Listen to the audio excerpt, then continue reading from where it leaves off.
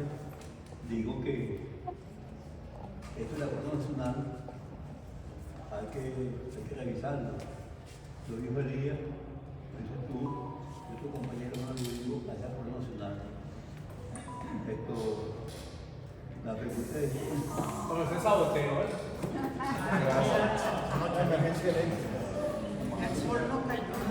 Aquí lo que hay es una confrontación nacional, ahí comenzarán a mandarla. Uno, que se restituya unos cuantos partidos políticos, que antes creyeron que fueron, o que eran. Y hasta ahora, como tú ves, hay lo que llamaríamos, entre comillas, el cadaverismo partidista enorme, tal vez como nunca lo hubo, nunca antes lo hubo. Pues bien, eso es una, lo retomo, me pregunta, lo retomo también para los exponentes, dirían que es esa una salida, o si es alguna salida electoral la que nos va a sacar de este conflicto. Nosotros mantenemos que en el día de hoy, si hay ausencia absoluta de la presidencia, estamos concentrados que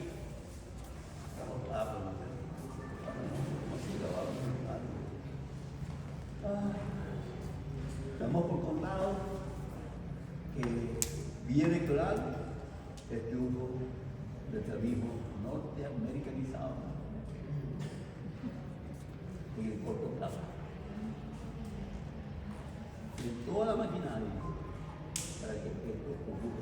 Y si hay opositores como el 28 y 29 de julio que se inscriben al CNA y van a reclamar al exterior, le hacen el mandado más fácil. No tiene sentido común. Primero, usted va, apela al sitio donde se inscribió y al día siguiente, cuando no le hagan caso, usted hace toda la huella mundial. Pero el mismo día convocas a la calle y tenía un plan golpista instruido. Porque todo el mundo sabía que no volverán ni por las buenas ni por las malas. Lo que puede volver por las buenas o por las malas se llama Donald Trump. Bien, señores, en medio de esta oscuridad bien curiosa, por la Universidad de Luz, pero aquí no hay luz, aquí no hay luz, una vez más. En estos 43 años de esta cátedra, peleando y luchando por su existencia, sin ningún apoyo internacional de esta universidad, ni siquiera reconocida esta cátedra Pío Tamayo por esta universidad. Entonces, bueno, pero no nos vamos a vencer, vamos a seguir trabajando. Y es curioso, ver el pasillo alumbrado y la cátedra simplemente este espacio no alumbrado.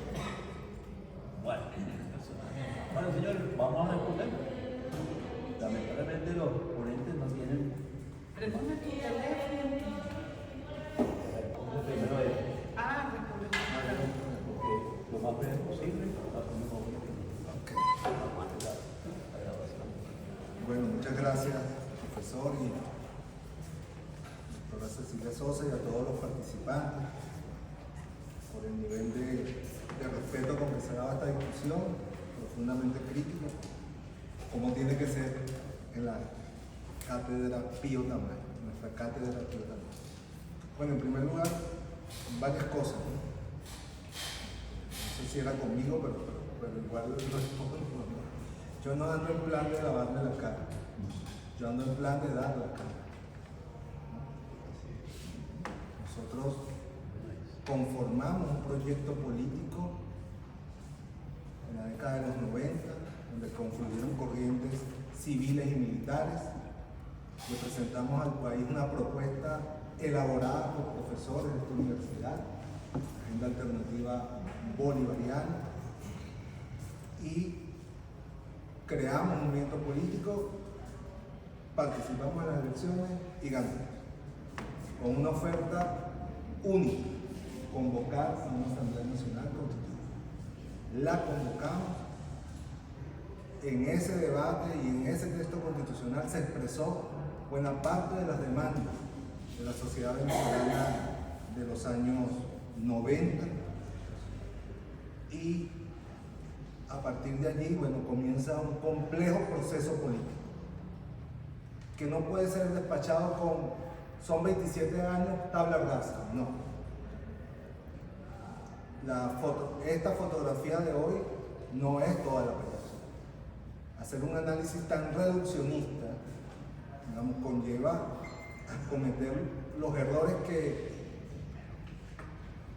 eternamente hemos cometido en Venezuela, que es la negación absoluta de todo lo que los procesos políticos han aportado a la historia de la República. Y en eso me incluyo. Yo vengo de la corriente negacionista, que no pasó nunca nada bueno, ¿no? Yo creo, con Augusto Mijares, que si algo tenemos que romper esa idea de que aquí nunca ha pasado nada bueno. Aquí se han cometido a lo largo de la historia graves errores, hemos pasado por tiranía, por dictadura, por procesos democráticos relativos, y cada proceso de eso ha dejado un aporte que constituye lo que hoy somos como nación, con nuestra fortaleza y con nuestra debilidad. Entonces yo creo que ameritaría, por ejemplo, un debate en esta cátedra de analizar el chavismo, porque para mí el chavismo hay que analizarlo en varios periodos: 1999-2004, irrupción y conflicto; 2005-2013, relativa estabilidad política, crecimiento económico, altos niveles de inclusión social, reducción de la brecha histórica de la desigualdad; 2013-2018, conflicto y cambio de programa, porque sí, como dice la doctora Sosa, el chavismo a partir de 2018 tuvo un cambio de programa, y de métodos y de formas de ejercer la política. 2019-2026, conflicto abierto con el Sentinel extranjero, que finalmente lanzó los misiles el 3 de enero. Pero como no es el debate, no ha pedido brevedad, vamos a concentrarnos en tratar de responder, redondear las tres preguntas y las apuntaciones que ustedes hicieron. Cuando hablamos de rescatar la República, por supuesto que el ideal ese de la ciudad, del espacio público, del bien público, es un ideal, una búsqueda permanente, pero hay un determinante que caracteriza una república, y es la libre, digamos, la ausencia de dominación. El gran debate entre los liberales y los republicanos: liberty, puedo hacer lo que quiera que me sea permitido. Los republicanos dicen no, freedom, ausencia de libertad de dominio, ausencia de dominio. Y eso, cuando hablamos de rescatar la república, es recuperar la ausencia de dominio del gobierno de los Estados Unidos sobre los asuntos que no son propios como nación soberana, para volver a ser una república plenamente establecida. El otro tema, elecciones. ¿Elecciones para qué? Para elegir un presidente bajo tutela, para elegir un presidente o presidenta bajo dominio. Por eso yo digo, sin duda alguna, que tiene que haber elección, porque parte de la república es el ejercicio de la soberanía, es el pueblo que determina, más allá, más acá, quién debe gobernar a Venezuela.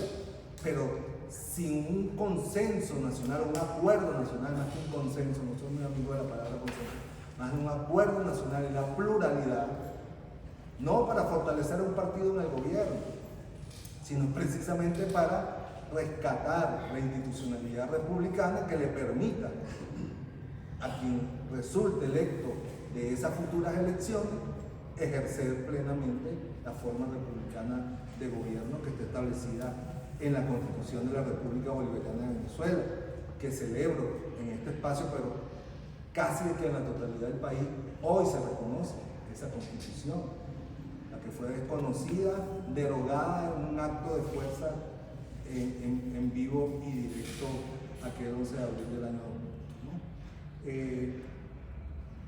Creo que es necesario. ¿Cómo hacerlo? Yo creo que en primer lugar tenemos que construir un argumento jurídico para la República, y ahí yo invitaría a la doctora Cecilia Sosa a convocar a todos sus compañeros juristas de distintas tendencias, a construir un documento ante el mundo, porque tal vez al gobierno de la presidenta Delcy Rodríguez le corresponde hacer lo que tiene que hacer, tal vez no pueda hacer más nada, pero eso no quiere decir que el resto de la nación no le diga al mundo que Venezuela o buena parte de Venezuela, al menos los patriotas venezolanos, no estamos dispuestos a ser Colombia. Tiene que crearse un precedente. Porque yo acabo de venir de un viaje académico y todo el mundo me dice, pero es que parece que ustedes aceptan eso. No hay una voz hacia afuera, ni adentro ni afuera, que diga, no aceptamos esta convención. Entonces es muy importante, aunque el sistema de Naciones Unidas no funcione, aunque sea una entelequia hoy día, que desde Venezuela comienza a fijarse una posición jurídica, política, cívica, en función de la no aceptación de esta condición absolutamente inaceptable para una nación, y especialmente para una nación con nuestra historia, ¿no? Y eso tiene que formar parte de un acuerdo que quien vaya a ejercer la jefatura del Estado y la presidencia en ese futuro, efectivamente se comprometa en ese rescate del pleno ejercicio de la soberanía. Yo creo que así como el modelo bipartidista colapsó, el intento del modelo de un partido único tampoco da más, a pesar de que sea el único partido que exista, como ciertamente ustedes lo establecen, ¿no?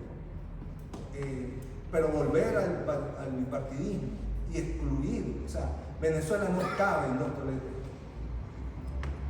La Venezuela política no cabe en dos toletes.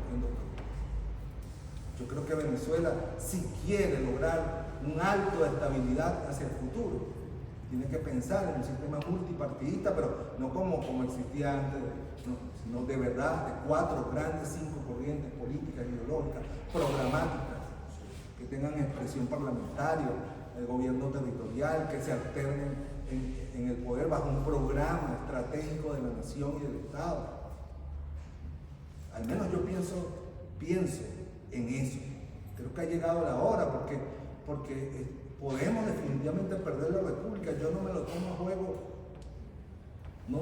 juego, porque el escenario que se está conformando en el mundo efectivamente pudiera conllevar a la desaparición de naciones soberanas, no sería la primera que pasa en el mundo, ¿no? Las bases del chavismo discuten, sí, y siempre hemos discutido, pero especialmente desde el año 2018 se discute el cambio de rumbo programático que tuvo el gobierno, ¿no? Sin embargo, los espacios para esa discusión no son precisamente los ideales, ni los abiertos, ni los necesarios para esa situación, ¿no? Bueno, la propuesta más allá de las elecciones, ya lo decía, creo que aquí hay que elevar una voz, sentar precedentes políticos, jurídicos ante la comunidad internacional, elevar la conciencia de nuestro pueblo independientemente sobre este tema, que bastante la tiene, porque si no nos hubiésemos ido a una guerra civil hace rato, ¿no? Pero que requerimos que efectivamente, más allá de la justificada angustia o las precarias condiciones sociales, cualesquiera que sean las razones que queramos darle, ¿no? Hay una realidad concreta y hay un pueblo precarizado, unas condiciones laborales infames, no solo desde el punto de vista salarial. Vayan a ver la explotación de los jóvenes en las tiendas y en las franquicias. 10, 12 horas de trabajo, 7 por 7 días de trabajo. Entonces, este país tiene que volcarse a protegerse a sí mismo, en lo social, en lo económico, en lo cultural, ¿no? Igualmente, me pregunta Chacón que qué opino de los cambios en el gabinete. Yo tengo que decir que me parecen positivos. Me parece que hay una profesionalización de las áreas y eso es positivo precisamente para responder a estas urgentes necesidades de servicios, de educación, de salud. ¿Sí? El lenguaje y la descalificación, sí, caído en eso, y yo no, ahí sí no eludo responsabilidad. Yo fui parte de la confrontación extrema que condujo a una situación de absoluta negación del espacio político. Eso no puede volver a pasar. Los dirigentes políticos de ahora en adelante, los que vienen los que venimos y queremos seguir haciendo política, los que vengan después, tenemos que replantearnos una nueva forma de reconstituir el espacio de la política, y eso pasa por la luz. Ya voy terminando. Eso pasa por oye, el recomponer la política como espacio de discusión. Yo lo decía anterior, en estos días en un círculo de discusión que hubo. Miren, la mayoría de los dirigentes políticos que hemos confrontado de la manera que confrontamos hasta llegar a esta situación, ni siquiera nos conocíamos. Yo no conozco a Leopoldo López.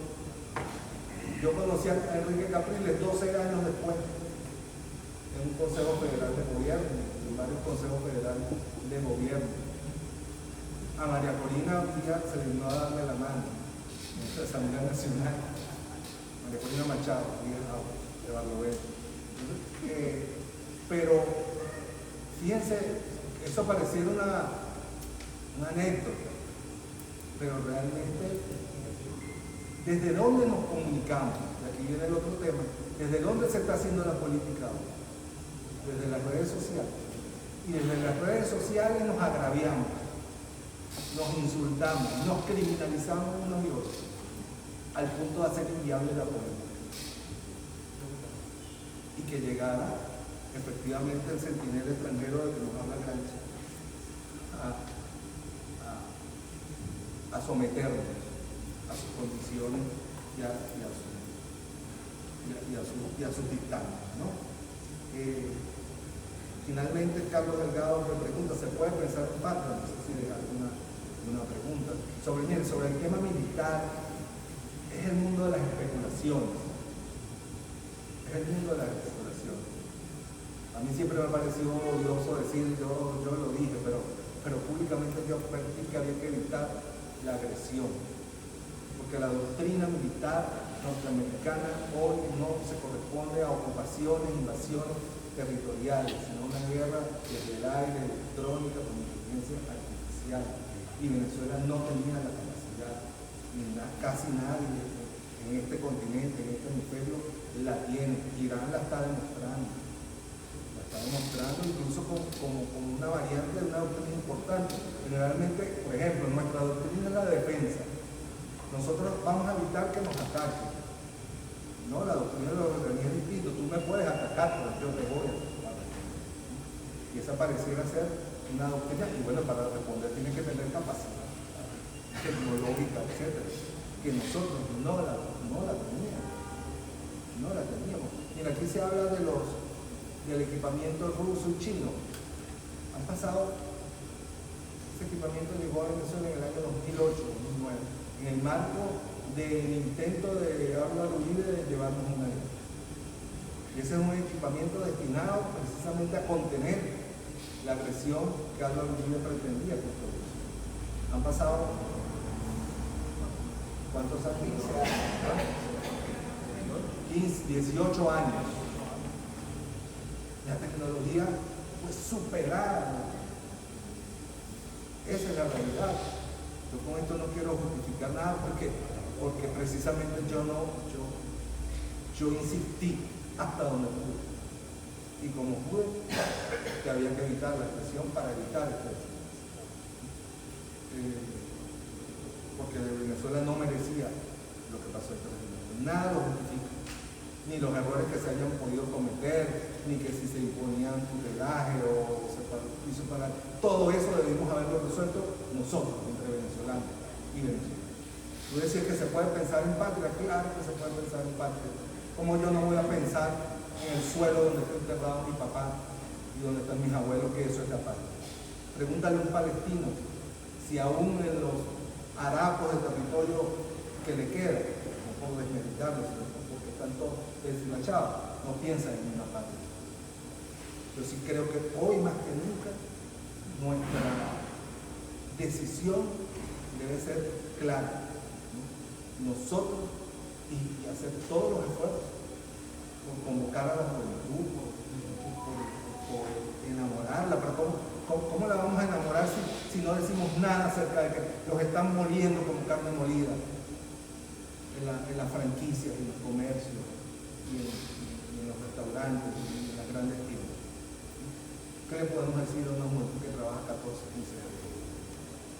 Entonces, pero sí, a pesar de eso, nosotros tenemos que seguir insistiendo que tenemos una patria, que la vamos a defender y que vamos a recuperar su forma republicana de gobierno. Muchas gracias.